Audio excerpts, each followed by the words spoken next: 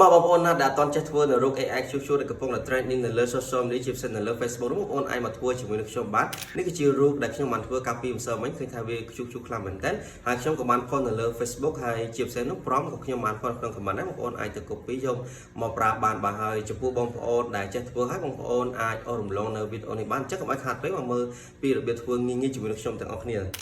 ត្បូងណាបងប្អូនចូលមកកាន់ទូរស័ព្ទដៃហើយបន្តមកទៀតបងប្អូនចូលទៅកាន់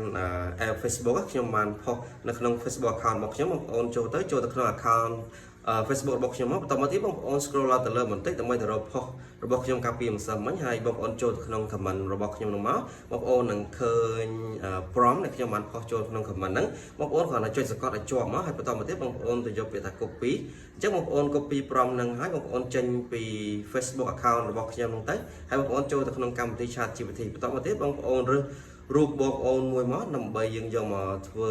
ជារូប AI ជួសអញ្ចឹងដើម្បី generate ហើយបន្ទាប់ពីបងប្អូនរើសបានហើយបងប្អូនចូលនៅក្នុងកន្លែងវាអក្សរនេះបងប្អូនគាត់ចុច2ដងមកវានឹងលោតពាក្យផាសហើយបងប្អូនយកពាក្យថាផាសមកបន្តមកទៀតបងប្អូនផាស prompt ដែលបងប្អូនមក copy ពី Facebook នៅក្នុង comment របស់ខ្ញុំហ្នឹងហើយបងប្អូននឹងទទួលបានរូប AI ជួសមួយហើយអញ្ចឹងបងប្អូនធ្វើការរងចាំបន្តិចមកណាដើម្បីវាលោតនេះឃើញវានឹងលោតមកហើយឃើញថាវាជួសខ្លាំងមែនតើហើយចំពោះបងប្អូនអាចធ្វើមកគឺវាតម្រងខុសពីខ្ញុំតិចតួចប៉ុន្តែចេញពីរបៀបដូចគ្នាអញ្ចឹងតែបងប្អូនគ្រាន់តែចុចចូលហើយយកពាក្យ save មកគឺបងប្អូនអាចធ្វើបានហើយអញ្ចឹងបើសិនជាបងប្អូនចង់បាននៅវីដេអូចែកម្លែកបែបនេះលើក្រោយទៀតបងប្អូនគ្រាន់តែចុចឲ្យបេះដូងខ្ញុំមកហើយនឹង share វីដេអូនេះទុកហើយជាពិសេស follow ឲ្យខ្ញុំម្នាក់មួយនឹងទទួលបាន